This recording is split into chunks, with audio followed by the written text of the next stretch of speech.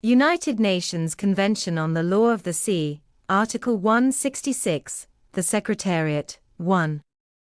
The Secretariat of the Authority shall comprise a Secretary-General, and such staff as the Authority may require. 2. The Secretary-General shall be elected for 4 years by the Assembly from among the candidates proposed by the Council, and may be re-elected. 3.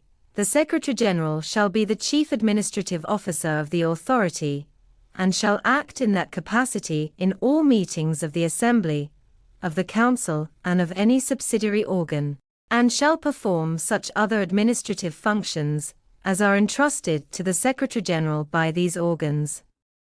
4.